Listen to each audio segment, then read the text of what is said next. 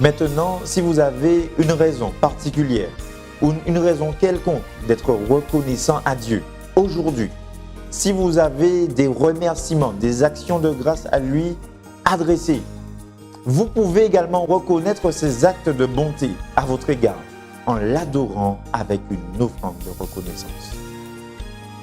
Oui, le Seigneur vous voit, il regarde et il agréera cette offrande. Que le Seigneur vous garde et qu'il vous bénisse. Amen.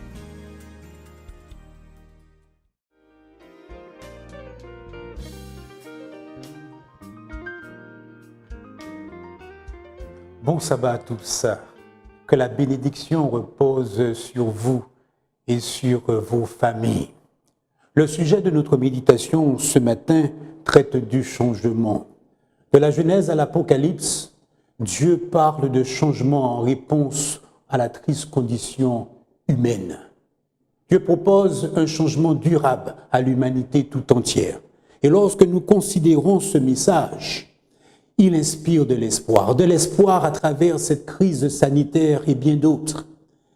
Nous aspirons tous à ce que tout redevienne normal. Mais ce matin, j'aimerais partager avec vous un message qui nous permettra d'aller au-delà des circonstances qui nous touchent au plus près. Je ne sais pas si la condition de la planète changera bientôt. Toutefois, en dépit des circonstances qui peuvent nous affecter, nous avons un espoir que nous pouvons changer rapidement. Nous pouvons changer si nous plaçons notre vie entre les mains de Dieu. Les circonstances peuvent ne pas changer, mais nous pouvons changer pour donner le meilleur de nous-mêmes dans un monde en perpétuelle mutation vers le pire. Alors vous me demanderez, comment est-ce possible ? Comment puis-je changer et donner le meilleur de moi-même dans des conditions qui ne sont pas idéales ?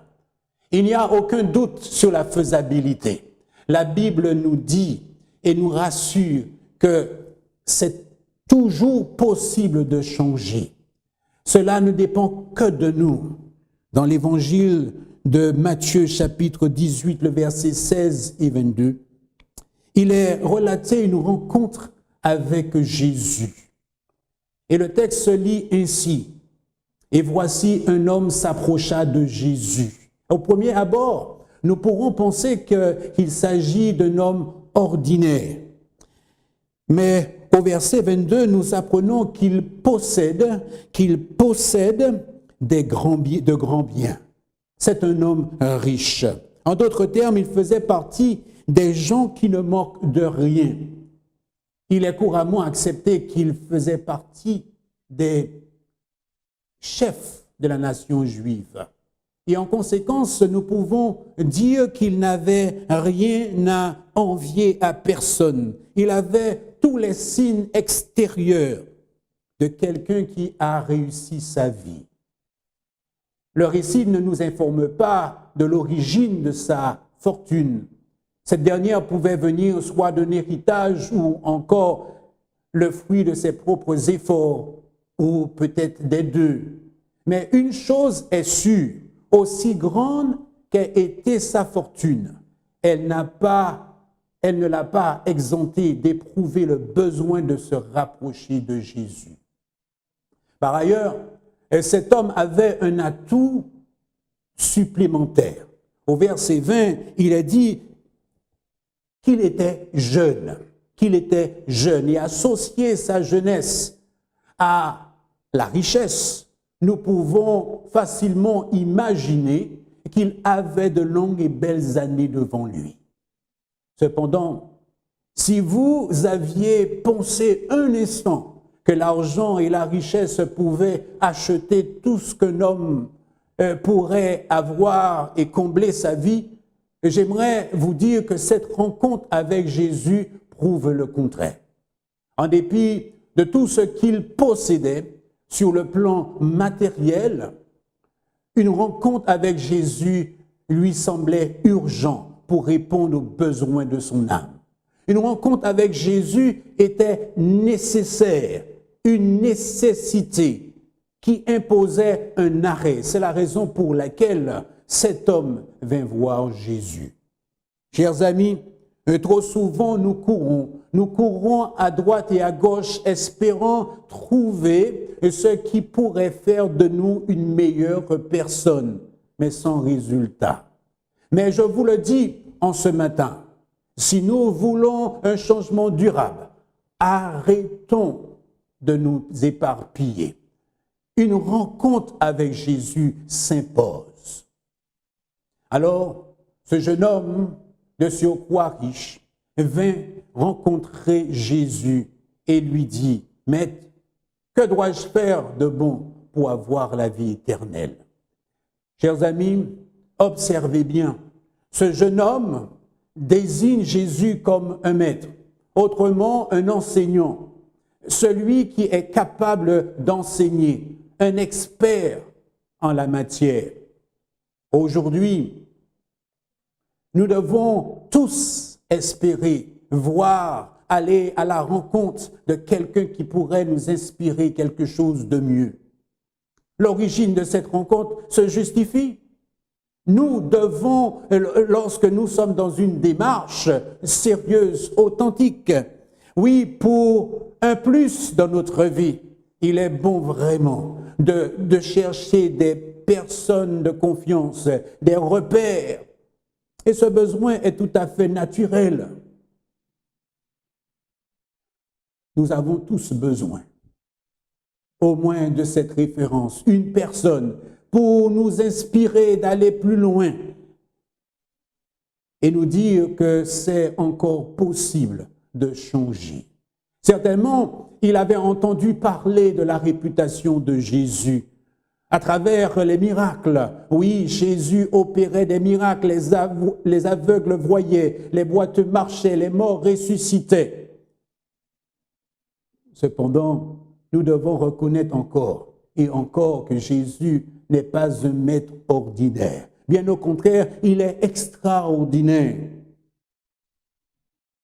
Il était bien ce maître que ce jeune homme devait rencontrer et par extension que nous devons rencontrer.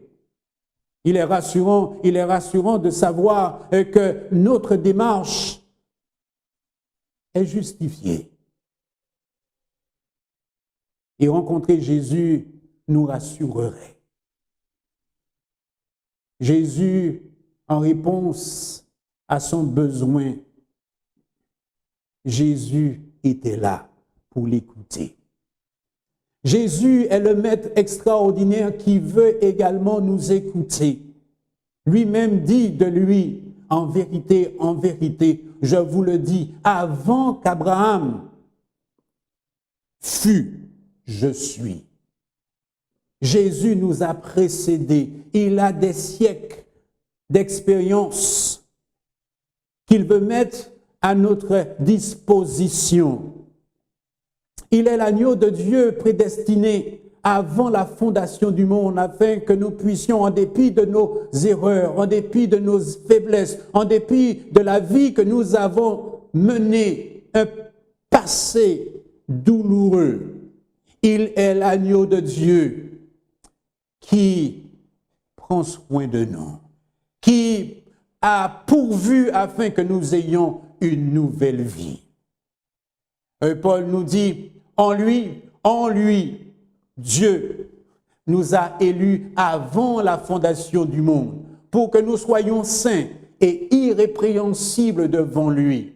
Par conséquent, en Christ, nous avons tout pour changer et ce, durablement. Son ministère nous rappelle qu'il nous a déjà tout donné, tout pourvu afin que nos besoins les plus intimes, les plus honorables soient réalisés.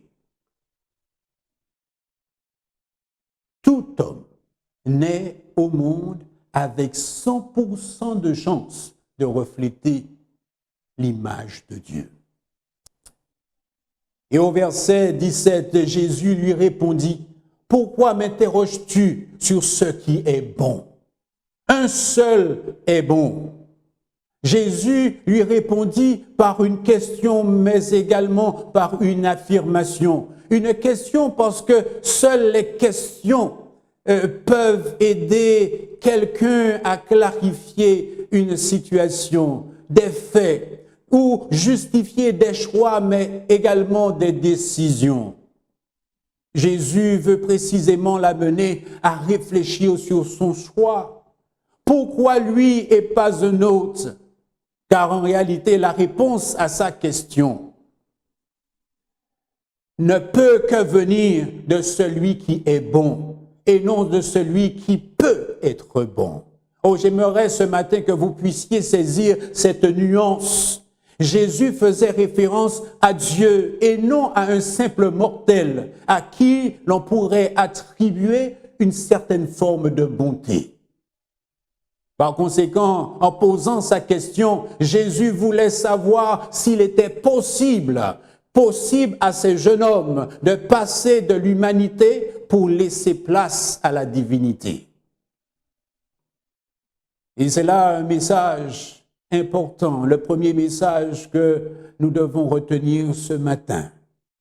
Ce que fait Jésus à cet instant présent invite à ce jeune homme à regarder à Dieu. Le premier point important, c'est que Jésus prêche le retour à la case départ. La vie, c'est un jeu où on peut gagner, mais à certains moments, une invitation comme le Monopoly. Dans le Monopoly, il nous est invité à recommencer. Si nous voulons vraiment, nous désirons vraiment avoir cette vie transformée, changée, dont l'objectif est l'éternité, notre seul recours, c'est Dieu. Point n'est besoin de nous affilier à des agents humains pour être secourus, aussi bons qu'ils puissent être dans bien des domaines. Chers amis, notre seul recours, c'est Dieu, le Créateur, notre seul recours, l'unique. Le psalmiste le voyait aussi, car il dit lorsque il avait des difficultés, dans le psaume 121, le verset 1 et 2, il s'écria, « Le secours me vient de l'Éternel qui a fait les cieux et la terre. » Le secours de l'homme n'est que vanité. Et il s'étend dans une exhortation au psaume 46, le verset 3. « Ne vous confiez pas aux grands, aux fils de l'homme qui ne peuvent sauver. » Oui, chers amis, notre seul recours, c'est de retourner à celui qui nous a donné la vie, notre Dieu, notre Créateur. Il y a une histoire d'un homme appelé Nicodème, qui avait besoin également un nouveau départ. Eh bien, Nicodème avait dû, après réflexion, se rendre à l'évidence qu'il fallait qu'il naisse d'en haut. En d'autres termes, il fallait une intervention de Dieu pour qu'il puisse poursuivre sa vie et aller plus loin avec Dieu. Car comme dirait Jésus, ce qui est né de la chair est chair, et ce qui est né de l'esprit est esprit. Ne t'étonne pas que je t'ai dit, il faut que vous naissiez de nouveau. Et cela se comprend. Et si, par exemple, vous avez un problème avec votre voiture, un réel problème, il est recommandé que vous puissiez aller chez le concessionnaire et pas un autre, aussi bon qu'il le soit. Il vaut mieux aller voir chez le concessionnaire pour régler le problème, car il a cette capacité, il connaît le véhicule, il connaît toutes les spécificités du véhicule pour trouver la panne et vous rendre serein. De même, pour nous spirituellement, si nous devons aller plus loin avec Dieu, point n'est besoin de nous reposer sur un mortel. Il nous faut automatiquement aller vers Dieu, notre Créateur. L'invitation nous est faite dans Hébreux chapitre 4, le verset 16. Approchons-nous donc avec assurance du trône de la grâce, afin d'obtenir miséricorde et trouver grâce pour être secourus dans nos besoins. Poursuivons notre récit. Alors Jésus lui dit, si tu veux entrer dans la vie, observe les commandements. Lesquels, lui dit-il? Et Jésus répondit, tu ne tueras point, tu ne commettras point d'adultère, tu ne déroberas point, tu ne diras point de faux témoignages, honore ton père et ta mère, et tu aimeras ton prochain comme toi-même. Le jeune homme, ayant entendu Jésus, lui dit, j'ai observé toutes ces choses. Que me manque-t-il encore? À lui de cette réponse, l'évangile de Marc nous informe que Jésus, l'ayant regardé, l'aima. Cependant, il lui manquait une chose. Lui-même était conscient de cela. Jésus devait donc le conduire dans une démarche explicative pour qu'il sache comment ce serait possible. Ainsi, face à ce jeune homme prometteur et de surcroît très sûr de lui, Jésus ne chercha pas à minimiser l'observation de la loi. Bien au contraire, en énumérant quelques éléments de la loi, il confirme sa pertinence et sa validité. Comme lui-même avait affirmé à ceux qui étaient disposés à l'écouter, ne croyez pas que je sois venu pour abolir la loi et les prophètes. Je suis venu non pour abolir, mais pour accomplir. Car je vous le dis en vérité, tant que le ciel et la terre ne passeront point, il ne disparaîtra pas de la loi un seul iota, un seul trait de lettre, jusqu'à ce que tout soit arrivé. Cependant, Jésus ajouta, « Il te manque une chose. » En d'autres termes, contrairement à ce jeune homme, Jésus concevait que l'observation de la loi n'était pas un accomplissement, une chose pour laquelle on pouvait se vanter d'avoir acquis. Pour Jésus, entrer dans la vie et tendre vers l'éternité, c'est concevoir un changement comme un processus, une continuité, un état d'esprit qui permet à tout homme de se remettre en question et ne pas s'arrêter sur certains aspects uniquement. Pour Jésus, rien n'est pas trop bon pour ne pas considérer autre chose. Rien n'est pas trop bon pour ne pas considérer autre chose. C'est une invitation à dépasser ce que nous pensons avoir acquis, et c'est ce que Jésus invitait ce jeune homme à faire. Le message est clair. Si nous désirons vraiment une vie transformée, il nous faudra davantage que d'observer la loi, ô combien même elle serait bonne. Ce jeune homme devait se rendre à l'évidence que ce qui était pour lui un sujet de satisfaction, de gloire, était en présence du Maître. Jésus, insignifiant, insuffisant pour satisfaire les besoins de son âme.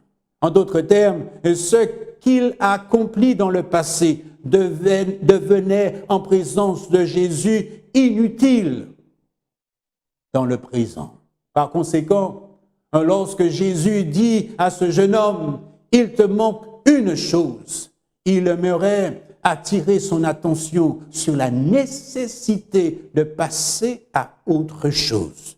Ce qui a eu lieu dans le passé est mort.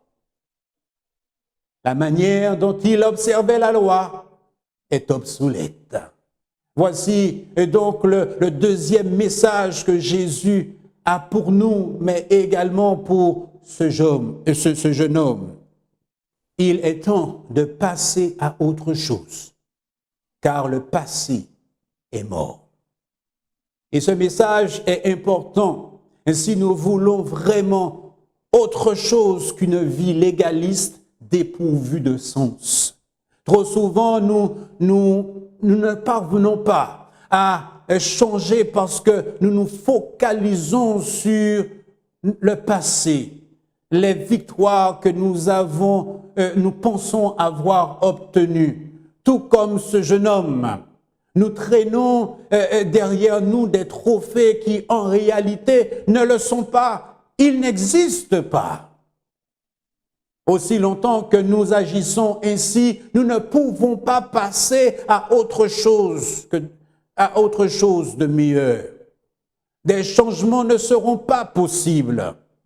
Miles Monroe disait, « Le plus grand ennemi du progrès est votre dernier succès. » Vous pourriez devenir si fier de ce que vous avez déjà accompli que vous cesserez d'aller de l'avant vers ce que vous pouvez encore accomplir. Il est bon de se rappeler que nous ne pouvons changer le passé, car il n'existe plus, mais nous pouvons toujours changer en prenant une décision en faveur de Jésus. Souvent, nous permettons au passé d'être présent à travers notre style de vie, notre façon de penser et aussi à travers les effets des activités passées. Mais cela ne nous aide aucun secours pour notre avenir. Si nous voulons aller de l'avant, si nous voulons aller plus loin avec Dieu, il nous faut impérativement passer à autre chose et ne pas nous reposer sur un passé qui est trop souvent idéalisé. Nous devons nous repentir d'un fonctionnement néfaste et invalidant. Les manières de penser, d'agir longtemps choyées ne peuvent plus avoir une place prépondérante dans notre vie. Jésus nous dit en ce matin qu'il est temps de passer à autre chose car ce sur quoi nous nous appuyons est obsolète pour les joies à venir. Trop souvent, nous confondons comportement appris et tendance naturelle et nous affirmons que changer est difficile. Oui, changer est difficile. Oui, c'est vrai, mais pas impossible avec Jésus.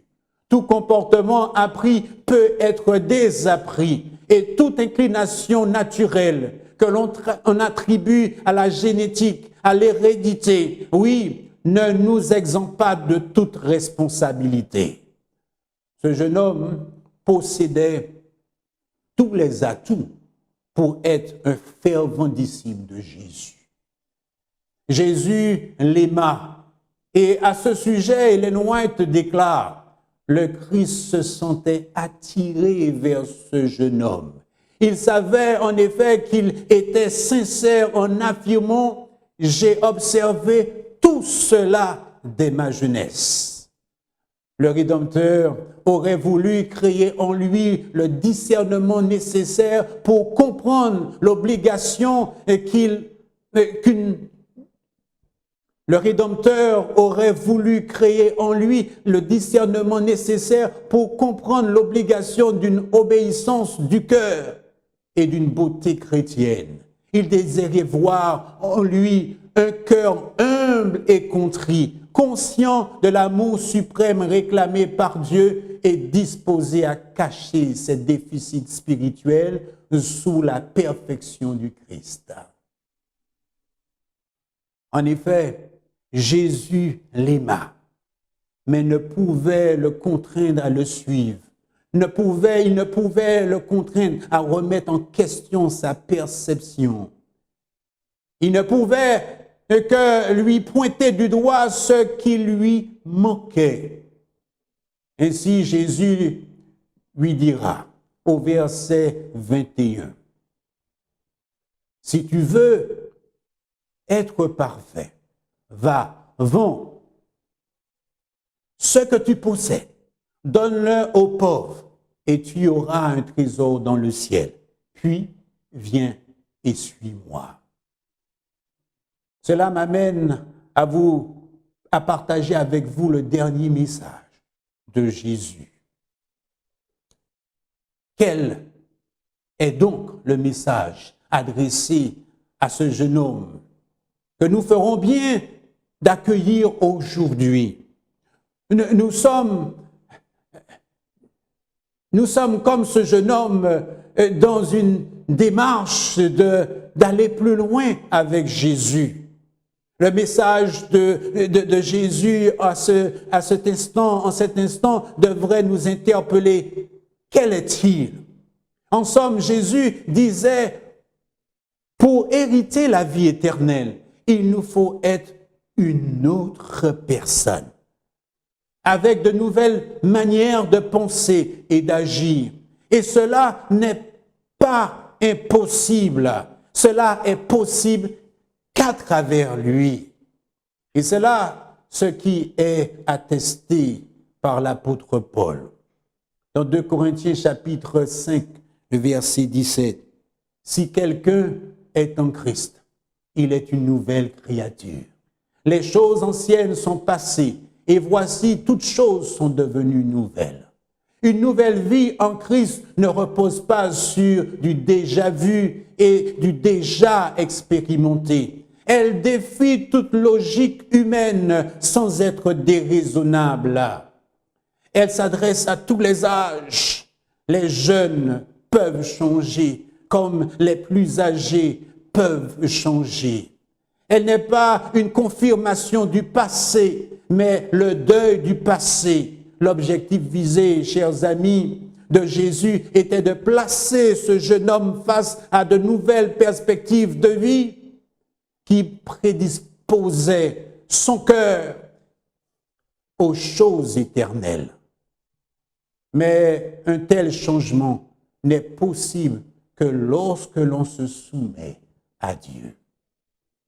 Mais le jeune homme ne désirait pas changer. Il pensait qu'il avait trop investi dans le passé pour dilapider ce qu'il avait acquis. Cependant, son histoire pouvait s'achever différemment, sur une note plus joyeuse. Mais il résolut de tourner le dos à Jésus. Il avait une chance, car Christ, notre Sauveur, accepte même les réfractaires au changement. Les réfractaires au changement sont acceptés en présence de Jésus. Jésus peut concevoir qu'un tel changement est inhumain. Lui-même a dit, sans moi, vous ne pouvez rien. Mais il est toujours possible de changer. Et comme le dirait l'apôtre Paul, car c'est Dieu, dans Philippiens chapitre 2, verset 13, car c'est Dieu qui produit en nous le vouloir et le faire selon son bon plaisir. Dieu est disposé à changer nos affections, les plus profondes, les plus intimes. Il est disposé à nous aider à mieux faire. En fait, il veut faire de nous une nouvelle personne. Et si toutefois nous ne savons pas comment réaliser les changements que Dieu veut voir en nous, parce que nous sommes convaincus que nous avons tout fait, que nous sommes à nos yeux irréprochables, rappelons-nous avec Jésus, même une vie bien rangée ne peut se soustraire de sa grâce. Christ sera toujours la solution. Par son esprit, nous pouvons surmonter tous les obstacles et accueillir les bénédictions que nous avons, toutes les bénédictions qu'il a en réserve pour nous. La Bible déclare au verset 21, Jésus, l'ayant regardé, l'aima et lui dit, il te manque une chose, va, vends tout ce que tu as, donne-le aux pauvres et tu auras un trésor dans le ciel. Puis viens et suis-moi. Ce que fait Jésus ici est très important et mérite d'être souligné. Il démontre que la vie éternelle n'est point de la pure théorie. Elle se vit. Elle nous amène à réaliser que nos actions doivent être le prolongement de nos convictions. C'est de la pratique et cela requiert une confiance absolue en Jésus. Jésus achève par une invitation. Objet de son amour pour ce jeune homme. Oui, pour lui montrer qu'en dépit des changements qu'il souhaite opérer dans sa vie, il ne manquera de rien. Cette invitation était une garantie et que ses besoins seraient toujours comblés. Mais la Bible déclare, après avoir entendu ces paroles, le jeune homme s'en alla tout triste, car il avait de grands biens. Cela voudrait dire que même les bonnes choses de la vie peuvent être consciemment refusées et qu'il est de notre ressort de choisir si nous voulons vraiment payer le prix. Oui, payer le prix de ce besoin du changement qui est attaché à nous. Le besoin de changement qui est attaché à nous. Et non seulement un besoin présent, mais un besoin qui touche à l'éternité. Ce besoin est tout à fait naturel. Et car la Bible dit que Dieu a mis dans nos cœurs les pensées de l'éternité. Chaque jour, l'Esprit de Dieu nous appelle à changer. Il nous fait éprouver le besoin de connaître autre chose que ce que nous possédons. Mais Jésus nous montre la voie. Il est lui-même le chemin, la vérité et la vie. À travers cette histoire, nous savons qu'il faut impérativement retourner à Dieu et ne pas nous éparpiller en considérant que les choses que nous avons pu réaliser dans le passé seront utiles pour le présent et l'avenir. Arrêtons de nous éparpiller. Il est temps de passer à autre chose, car le passé est bien passé, il est mort. Ce que nous devons comprendre, c'est que Dieu veut que nous soyons une nouvelle personne. Nous avons la possibilité avec Jésus d'être une nouvelle personne et à le suivre pas à pas. Oui, j'aimerais vous dire ce matin que cette rencontre avec Jésus est très instructive. Charge à nous de répondre favorablement à l'invitation de Jésus. À l'invitation d'aller plus loin avec lui pour porter davantage de fruits. Le Saint-Esprit nous aide chaque jour, il nous interpelle à changer, à remettre en question notre vie passée pour commencer un nouveau chapitre avec Jésus. Jésus, aujourd'hui, nous appelle à le suivre. Charge à nous de répondre favorablement à lui. Je prie en ce matin, alors que nous achevons, afin que chacun de nous soit disposé à le suivre comme il le désire. À le suivre d'une manière peut-être qui dérangerait, certainement qui dérange, mais le suivre Jésus, c'est déjà une garantie que tous nos besoins seront comblés. Oui, je prie afin que nous puissions dire oui à Jésus, je te suivrai toute ma vie, et ce, jusqu'à la fin. Très bientôt, Jésus reviendra. Il veut voir en chacun de nous des hommes et des femmes transformés. Je prie Dieu afin que nous soyons présents lors de cet avènement et que nous puissions l'acclamer dans les cieux, sur les nuées, et que nous puissions être tous présents pour vivre l'éternité avec lui. Que Dieu vous garde, que Dieu nous garde, et qu'il nous aide à poursuivre notre quête chrétienne. Amen.